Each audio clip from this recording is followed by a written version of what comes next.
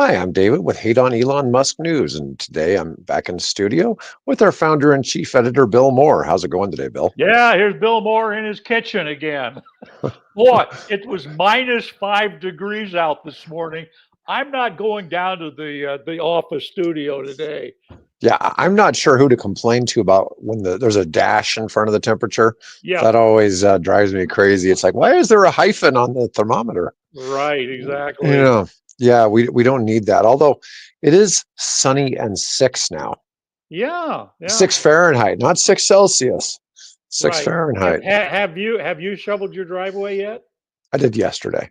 Oh, did you? I haven't yet. I'm taking the prerogative of being an old man, and I don't need to go out there and shovel my driveway. I'm going to wait until it gets to 34. There you go. And let it just melt. The funny thing is, water freezes at 32, but snow melts at about 24. So, if the sun's out, the If sun, the it's sun's the out, sunshine, and exactly. it's Yeah, it's yeah. definitely the sun doing it, but it's just kind of funny to watch. But it's certainly not melting at 6. No, it No, is not no, melting no, at no. 6. When I Although the bunnies have been having fun, that's one thing I like. To fresh coat of snow, I get to see where the rabbits are out playing and running around, and that's kind of There you interesting. go. I worry about my coyotes. I don't know how they get by in weather like this, but they've done it for thousands of years. I guess They just they're not hunker going to get any down and worse. curl Yeah, up and put their tail over their nose. yeah, yeah. I don't see them very often, but I see things they've left behind. Yes. And I can tell, I know what the difference is between dog and coyote. And it's really sad. I'm kind of an expert in that field Oh, well, you have of, to come over and check out. I can't figure. Well, boy, we're really getting off track here, talking about wild animal poo. yeah, right. Hey, we live in the Great Plains. What Yeah, else? Bill, What that else was can we talk definitely a about? bison. That was definitely a bison that came through. That was not a Great Dane. Yeah, yeah. Um, anyways, let's start out. Let's talk about Honda, Nissan, Mitsubishi. It looked like Nissan and Honda were going to do a merger. Now all of a sudden, the talks are over with. Now this is potentially really bad for Nissan. Nissan's Having issues. Yeah. Well, so Nissan was one of the first companies really to have a mass-produced Yeah. EV. The Leaf Yep. has been Yep. around since what, about 2010? 2010 it came out exactly. Yeah, Yeah. so we had the Leaf now going on 15 years, and it's never been like a super mainstream car, but I think they've sold over 1 million in the United States. So Yeah. it's There's quite a few out there. uh, And by the way, they have shown under camouflage. They're coming up with a second generation Leaf now. So they're still kind of thinking, and planning ahead to go that direction. well, it used to be all the Leafs were like 60 to 80 mile batteries. But there's a model now called the Leaf Plus that has about a 240 mile range. Yeah. And that's out there. And Leafs are typically, if somebody's looking for a crazy deal with the $4,000 tax credit for used EVs, Oh yeah. the Leaf can get just If stupid cheap. if you're looking for just a car to run around in town with, to give to your kid to go to school in, or your wife to commute back and forth to her job, whatever, right? Something like a Leaf is just perfect. And boy, can you pick them up cheap? At least you could, last time I checked. Now, of course, that may have all changed, but yeah, it's a good car. It's four-door cars. Seats 4 or 5 people in it. Um, and again, you can pick them up pretty reasonable. Yeah, and they have very little operating costs. Yep. And they're not super fast like the other EVs. So you're probably not going to blow through tires. So Oh, okay. All right. well, you're not gonna drag race your tires down to the rims every 4,000 miles like that stupid Right. British Right. study that they Yeah. did. Yeah. Yep. Anyways, but back to the problems with Nissan. Yep. So Nissan has absolutely adopted no hybrids, no hybrid, regular hybrids, no plug-in hybrids, nothing. But they did release the Nissan Ariya, which is an SUV, but Right. it's not really competitively priced. It's not got great range. It doesn't do anything exceptionally well unless you just love the Nissan brand. Right. And it's kind of like the Toyota Busy Forks and the Subaru Solterra. Yeah. They all just they represent the brand, but they don't really. Yeah. They're hardly what we call a halo car, right? Yeah, They're there. They're an offering. If you're a loyal customer of that particular brand and you're looking to go to an EV, well, they have that. But is it an exciting car uh, for you? You know, does it stand out in range or efficiency, styling? Uh, Not necessarily. I mean, it, it, I think most people they'll go and try them, and then they try a Model Y, buy a Model Mm, Y, or in some cases, if you don't like on, you buy a Ford Mach E. right. And there's probably not a whole lot of difference really between the two vehicles. Um, but Nissan has kind of lagged behind for being an innovator in the EV space. They've lagged behind in there. Not Yeah. saying that if they were an all EV lineup that they would just be doing better because the US only has minor adoption of electric vehicles. Same with Japan, but they seem to be really hurt. And then it looked like Honda was really going to lean on the Nissan SUV lineup as something that they could electrify. Right. Yeah.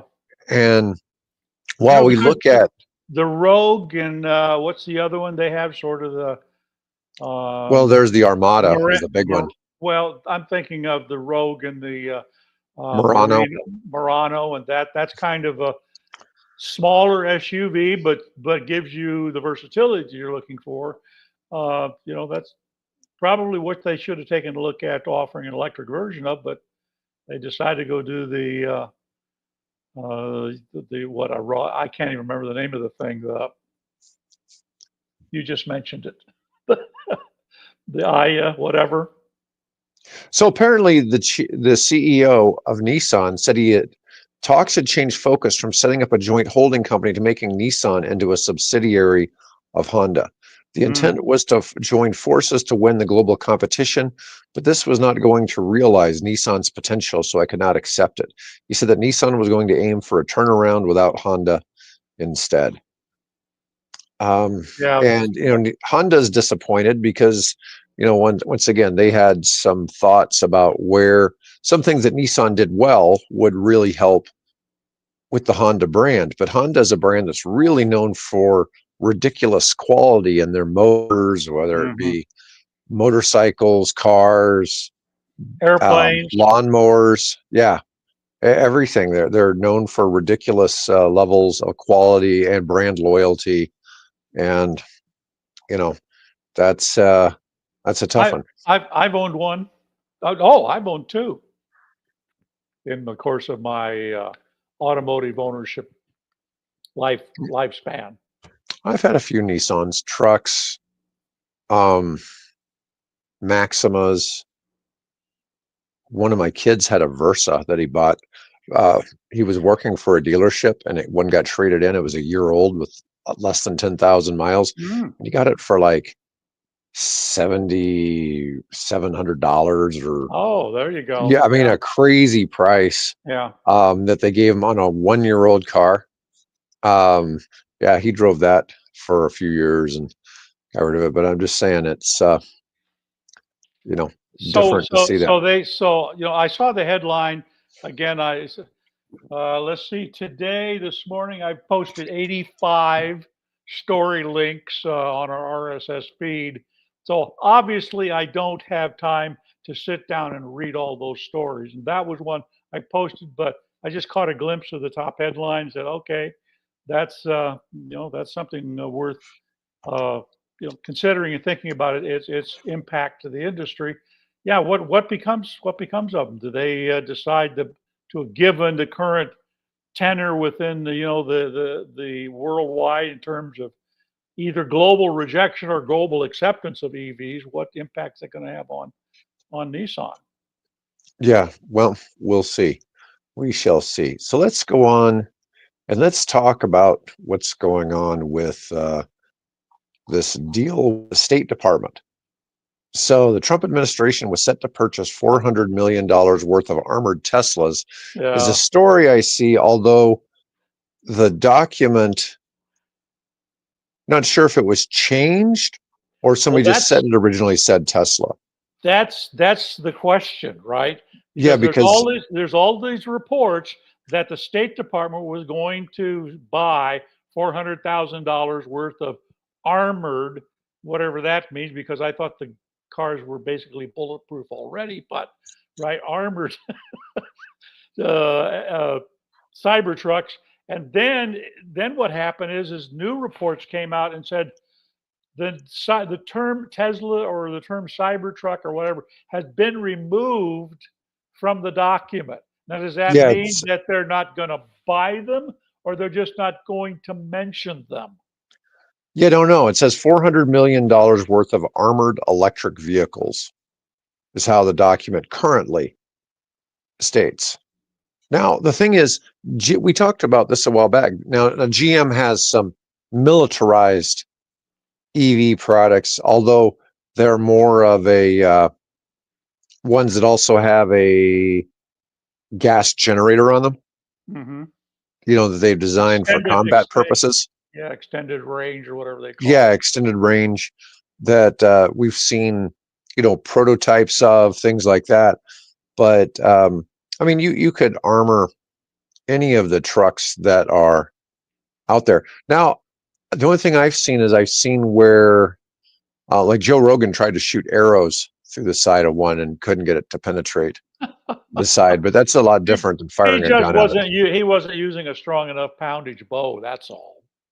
I doubt. Well, I mean, I guess. I mean, if you got the size of a ballista, you know, and shooting a spear, maybe that would pierce it. Who knows? Yeah. It's still the amount of energy it's putting into that hit, right? But let's see. I know in a press release, Musk said that Rachel Maddow was lying about it, saying that it was the Cybertruck. So, but I'm looking at this on NPR. Have no idea what really happened there. But I would imagine that an armored electric vehicle probably, it probably adds another $100,000 to the price. So, because armoring vehicles is not cheap. It might not be that much, maybe $50,000. Yeah. But even if it was a $200,000 vehicle, then 5 times 400, that's about Well, 2,000 armored trucks, pickups.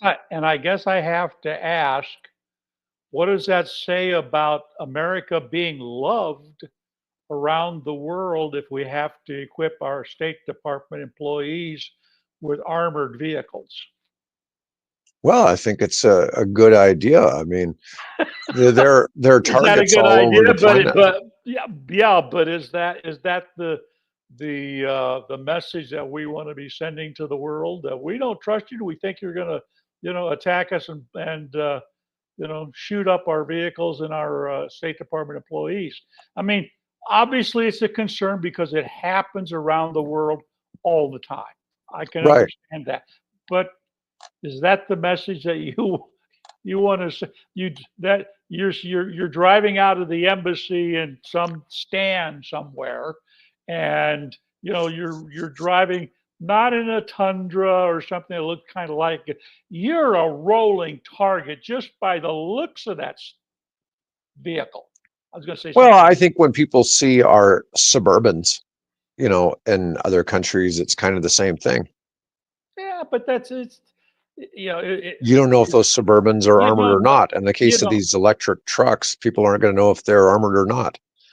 yeah, but well, anyway, it looks to me like it'd be much more of a rolling temptation target than somebody's white or black Suburban. Of course, you could say, "Oh, yeah, that's at Americans."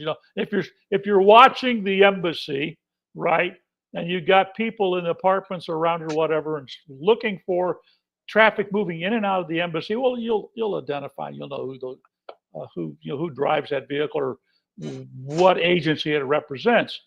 You don't have to do much monitoring when you look at. In fact, what's the guy over in not the Ukraine, but Karsov or whatever his name is that got 3 Cybertrucks and mounted machine guns on Oh, top of them? Kadyrov. Yeah, yeah, Kadyrov got some. I didn't know he got 3. I knew he'd had 1. yeah. I saw that he got 3. Again, depends You on know, who's reporting. Maybe they saw the same vehicle 3 times in 3 different places. Who knows? yeah, it's like you wonder where they're getting those. I mean, there's been a few that were seized going into Russia, that were in the Baltic states trying to Mhm. sneak through, and that didn't work. But it's interesting to see some of that play out. But who Yeah, knows? I don't see the Cybertruck taking over the warlord crown from the Toyota. yeah. Oh Tundras and no, they use the small one. They use the little Toyota. The one Tacoma. we no, the one we can't get here in the United States. Oh, I don't. The Hilux. The Oh, the Hilux. Hilux. Okay, right. Yeah, we can't get that one here in the States, but it's the choice of warlords all over the world due to its reliability and its area decay. Um, oh, that big Russian machine gun that goes on the back of it, a PSK or something, or PPSK, something like that. Anyways, um, but yeah, so the article from NPR doesn't give any information about the idea of what a armored EV might cost. But if you could picture even the Hummer E2 or E3, I mean, um, it the electric Hummer, it could be done the Right, same way. I mean, right. it looks along the same lines. It's not a whole lot of a different situation. But now you sent me this article, and the article's down more than 30%. Tesla stock is officially in a bear market. Yeah, I thought you'd Now, find that interesting. yeah, it is, and I pulled up where it's sitting, um, and Tesla in the last month it had gotten fairly high. 2 months, well, let's see, 2 months ago got to 480, and it's currently at 350. Hmm. So, Still up um, there, but not where it was previously. So, yeah, well, it had dropped. It had actually dropped 30%, like he said, but it popped back up already since he wrote that article yesterday morning. I mean, it's up 4% just today, and it probably went up again after he wrote the article yesterday. Yeah, but it's not up dramatically. It's at $350 or $351 right now. So it keeps bouncing around, but it's up $143 in the past 6 months. yeah. So I mean, it's still a pretty big raise, but it hit a peak. The Musk effect. Yeah, who knows? I mean, he's one of those people that I just have a hard time. I tell you, don't bet against Musk. I mean, he doesn't. He seems to be pretty good at what he picks. You may not like his politics or what he's doing or whatever, but he certainly is somebody who can Uh, execute and get things did you? done. Yeah. Did you see his interview in the Oval Office and his little boy and Yeah. the supposed comments that the little boy made to the President of the United States? Oh, I didn't hear that. I Oh didn't. my, the kid said the kid is supposed to have said, okay? And I guess you have to listen really, really closely to hear this. But he tells the President of the United States, "You're not the president. Shush your mouth." That's hilarious. Oh God. Oh, So you can tell from the look of the gentleman sitting behind the Resolute desk, he is not happy with what's going on there. Not happy at all. that's pretty funny. Oh God. In the mouths of babes, right? Yeah, the Um, mouths of babes. Yeah. yeah, I heard a lot of comments about how did you get that boy to be that well behaved through that? That was pretty amazing. But In fact, during that interview, he takes his son, and I forget who is. He is the son of one of Musk's previous paramours or something, and puts him up on his shoulders, which is kind of cute and dad, father like, and things like that. And the boy is saying, apparently still saying that, shush your mouth. Now, who is he saying that to? I don't know, because the gentleman behind the oval desk, the resolute desk, isn't saying anything. So not Mhm. sure where that's coming from. Um, Oh, okay. but anyway, so some political cartoonist took that and made a meme out of it, where Musk is standing in the Oval Office, and it's not the little boy that's on his shoulders; it's the president on his shoulders. Oh, Oh yeah. man. Well, hopefully we'll have good political humor through this Oh, well, years. hey, you know what? That's the only thing that's going to get any of us through. I We mean, had I'm not opposed to political humor in the slightest. Okay. But I have this huge distrust of politicians. You sent me that article on corruption yesterday, and yes, Mike and I yes, went over it. But yeah. I listened in. okay, yeah, Yeah. it's just you know, corruption's out there. Corruption's out there. I don't think you can be a powerful person and not have some level of corruption. Or being tempted. We're certainly You know. tempted. Like Yeah. I keep always saying, Jimmy Carter's regarded as the worst president we've ever had, or one of the worst ones, and yet he was the least corrupt. Yeah. He probably was the least corrupt, and it's just really, it's like, how does that math work? Do you know what I mean? It's like Yeah. it just doesn't.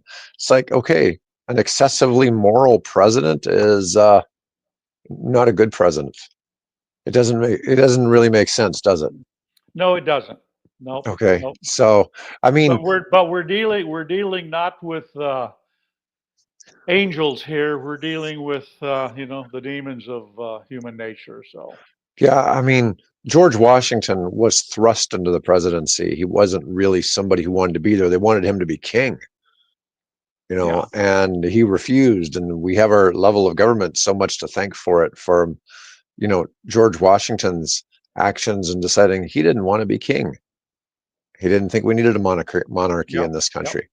And, it's Well, amazing that our country survived for 250 years. yeah, given the guy that was in that role over on the other side of the Atlantic, you can understand why. Right. The madness of King George. So Yeah, well, it used to never seem that kings and stuff went out the way they intended. They didn't usually seem to die in their sleep. It usually ended up being something horrific.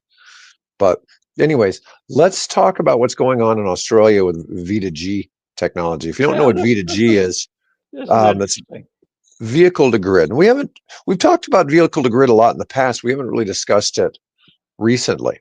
And this is kind of a funny one because apparently the only car you can sell power back to the Australian grid with currently is a Nissan Leaf, which doesn't have a very big battery. I No, mean, compared to Tesla's, and a single wall box, the wall box Quasar 1. Um, we've estimated the number of users based on sales of this charger. The chargers are expensive and there's a thicket of regulations to navigate. That could soon change.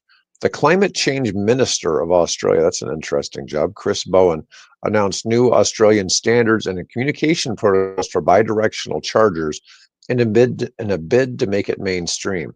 Cheaper EVs and bidirectional chargers will make this more appealing. Now, let's see if we get some. read the headline of that story. That's what attracted my attention. A house battery you can drive around. Yep. Yeah, well, this is what's kind of funny. We were talking about getting a bidirectional charger here at the house, and this electrician was trying to say, well, it wouldn't be able to power anything. I mean, because he's sitting there thinking that it's only going to send power back on a 110-volt line. Hmm. That's all it's going to do. It doesn't realize it's going to power the whole house and all that. And people have a lot of, even electricians have misconceptions about how that would play out. But in reality, we know that somebody with a 80 kilowatt hour battery may be able to power a house for 2 or 3 days. And if Yep. they had solar, they'd be able to power it without needing to be connected to the grid. Yep. So that's a little bit of a different situation, but it is essentially because people don't use all their juice in their car every day. No. But it's a good situation if you're able to park the car at home where you're able to access your solar during the day and then sell it back to the grid at night when the grid needs it.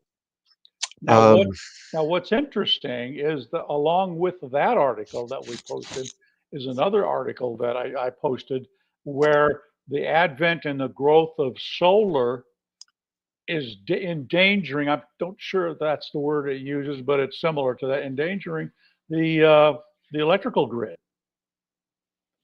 Because if everything is being powered locally, right, at a home or within maybe a neighborhood that's decided to do a microgrid type of situation, what do you need the larger power grid for? So they interviewed 5 people that were doing this in Australia. 4 of them are making over $1,000 annually by selling power back to the grid. Okay. Interesting. Yeah. Now, one of them said that they were alerted by their energy retailer the power prices had spiked from 25 to 45 cents a kilowatt hour, which is still a lot more than we pay here in Nebraska. Yeah. I mean, we pay like 12 cents versus this, because this is 2 to 4 times more expensive electricity. But in a peak period, it spiked to $20 per kilowatt hour. Wow. Yeah. So they immediately set their car and home battery to sell power back to the grid. In 2 hours, they sold 28 kilowatt hours of power to the grid and made $560. Says, I look forward to more such events. Oh yeah, I guess. Yeah. That's pretty nuts. Our interviewees often monitored energy prices, solar output, and car battery levels to optimize their output. To avoid their EV battery getting too low, they set a lower limit, say 30% of rain or charge, after which their car would stop exporting power. All right. Let's see. The main reason people are skeptical of vehicle to grid is due to concern about accelerated degradation of the battery. To date, there's no consensus showing V2G shortens the battery life of EVs. One study shows it increases degradation by 0.3% per year. Typically, what did we see that degradation is normally about 6% a year? Something like that? I don't recall. No. Yeah. I know it's nowhere near what, a decade ago we would have thought they would have, would have been. Yeah. One study And, showed that and V2. you and Mike actually talked about this a little bit yesterday. Did we? Yeah, with respect to battery life of an Oh, EV yeah. battery being Far longer. greater. Yeah, far greater than what was anticipated. Yeah, previous lab tests had shown, because real world users probably aren't as hard on the battery as they were in the lab.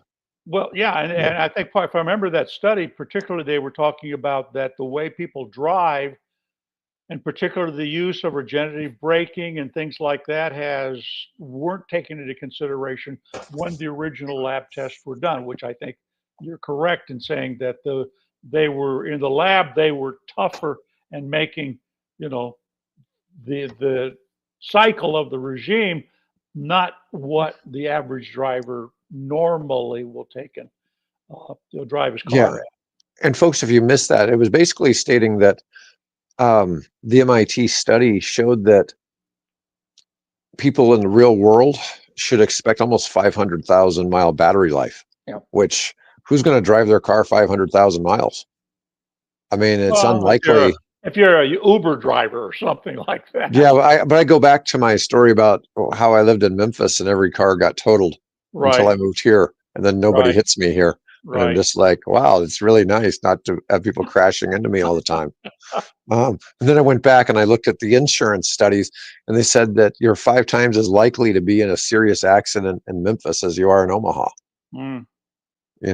That's a big difference. Is it the moonshine or the barbecue sauce? I attribute it to bald tires. The I ball think tires? I think the population runs around on tires that all need to be replaced. Yeah. Well, that's possible. I have some other theories too that I'm not going to get into on a live broadcast.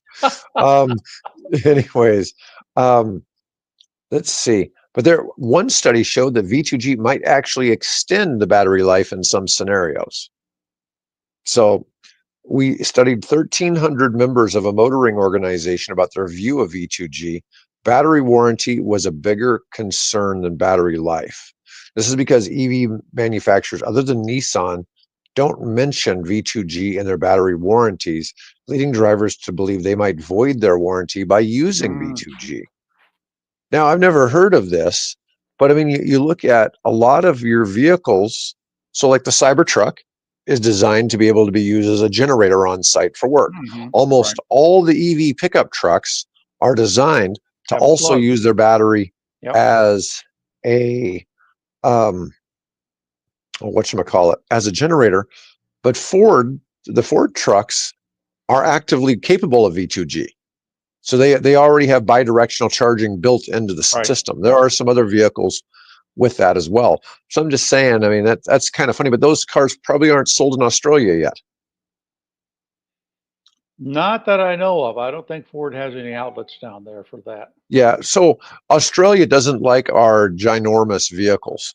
So like you don't see Tahoes and Suburbans down there. You don't see, our enormous infatuation with giant vehicles the size of Yeah. an F-150 or, other pickup trucks. So I would love to go there someday, but I would not be.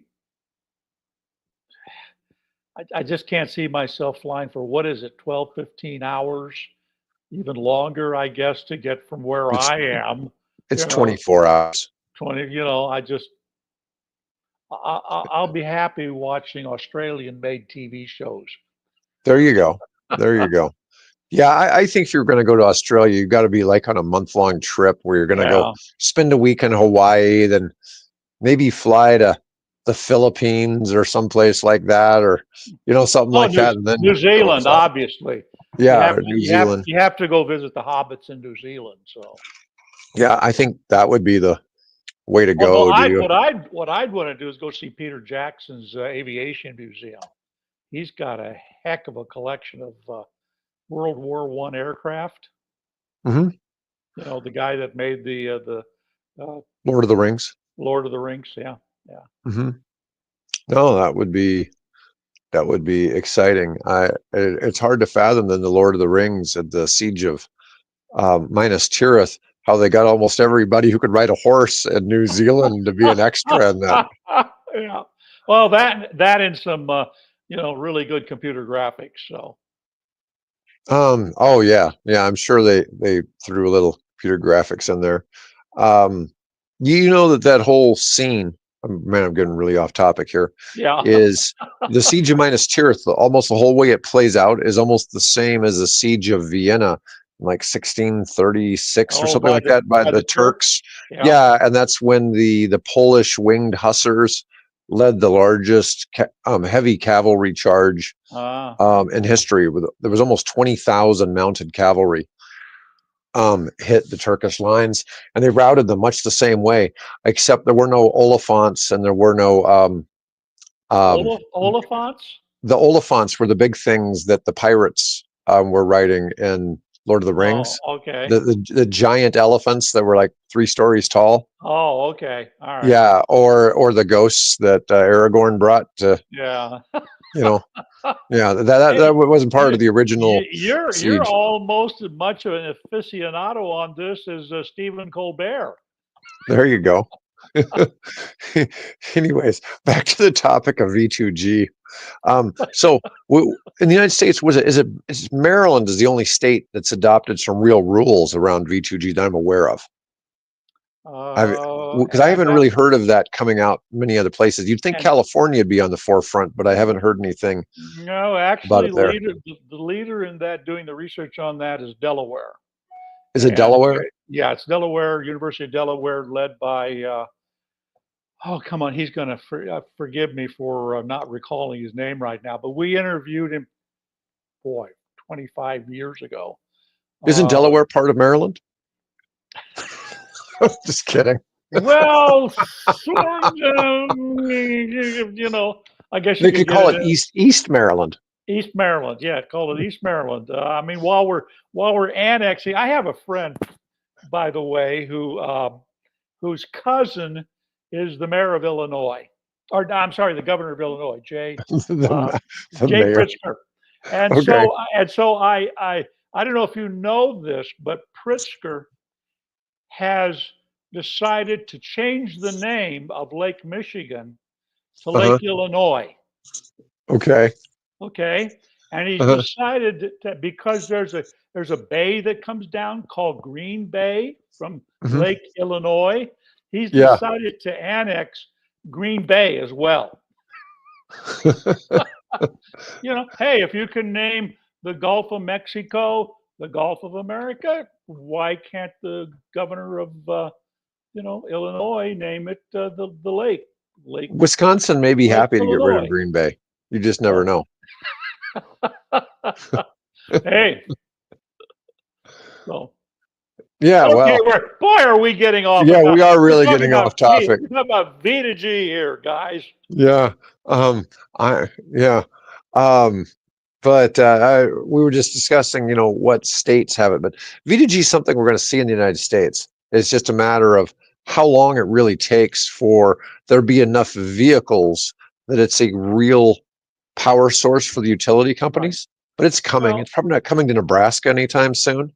But I could see it yeah, with all the cars in, like Washington, Oregon, California, Colorado. You could imagine it's going to be coming there pretty quick. yeah. And of course, it depends on the pace of technology because obviously you had the box that you put in and plug into has to be able to separate itself from the grid. So Hmm. that when you're putting moving power back and forth, it needs to know when does the grid need this so that if power goes out someplace, I'm not electrocuting some electrician or some homeowner, right? So I mean that's all part of that equation. So Yeah, well, it is certainly an interesting thing to see, and it's even we've discussed how electric school buses could be something that could almost probably power a lot of but homes with it's that all big yeah, and, battery. it, and it's already being done. There are Mhm. areas where they're already doing that. I think wow, I think Maryland, I think, has that, and I think there's efforts being done, I believe, in New York State along those lines. So Mhm. um, that's being seriously looked at and actually developed because those are great big rolling batteries, right? And they sit for most of the day and they sit for most of the night. And there's that short window in the morning and the short window in the evening or afternoon that they're being driven. So if you got that battery there, put it to use and use it for grid moderation and making up power when power demand.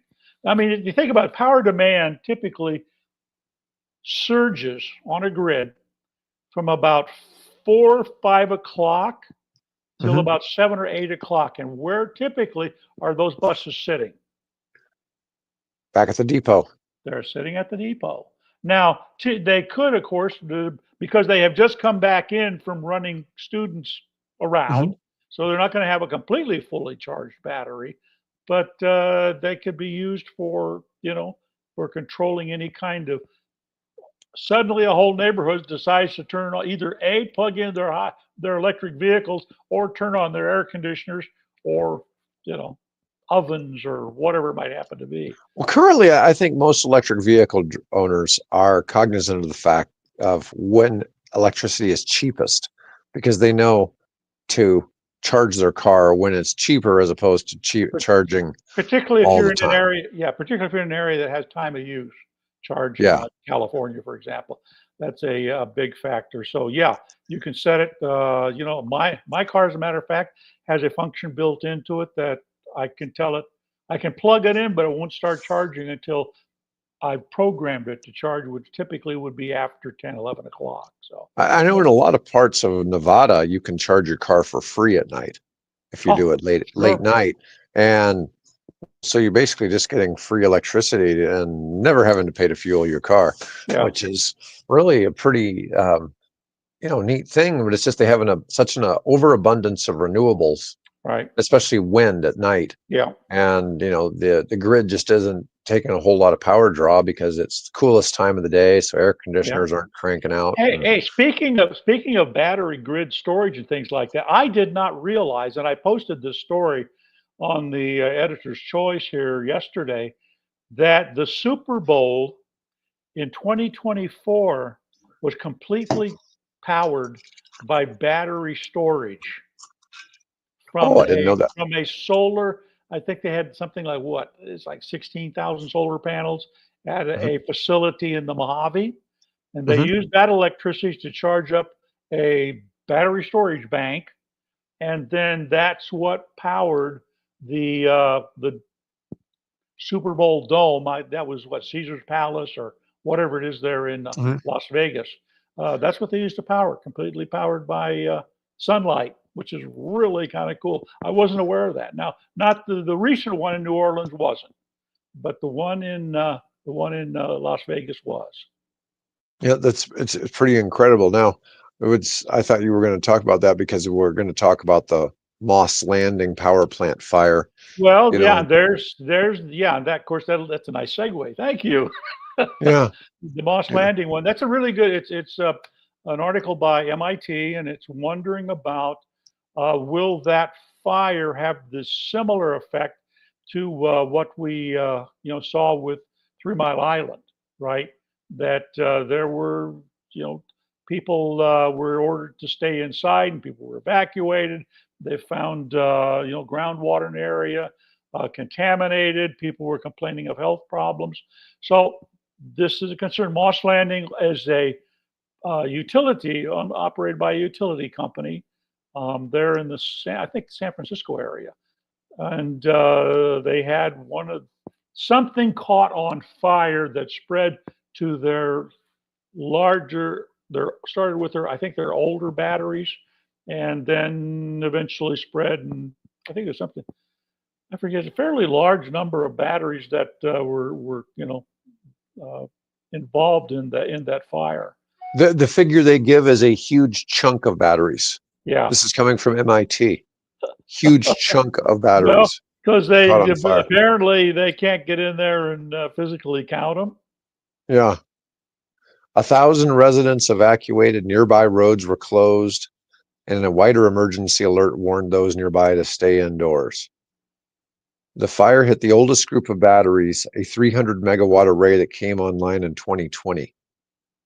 Additional installations bring the total capacity to 750 megawatts, meaning it can deliver as much energy to the grid as a standard coal-fired power plant for a few hours at a time. Yep. Most of the batteries inside the building that houses 300 megawatts burned. They don't have an exact tally because crews are still prohibited from going inside to Yeah. do a visual inspection. This isn't the first time batteries at Moss Landing have caught fire, but there have been several incidents. There have been several incidents at the plant since it opened. This was a much more significant than the previous fires. Well, you'd think they'd start trying to take some precautions to keep it Well, from spreading. this is the source of. I think there's a class action lawsuit. That's and incidentally, do you remember the name Aaron Brockovich? Yes. Right. So apparently, Aaron Brockovich is involved in the suit as well. Okay. Um, Now let's see. they point out at the bottom of the article that those were all older generation batteries, and that the newer batteries are using different chemistry. So I'm assuming that probably those older batteries might have been cobalt based, whereas the new batteries, again guessing, are phosphate based, iron phosphate. So that isn't clear at this point. I'm sure somebody knows that data, but um, Yeah.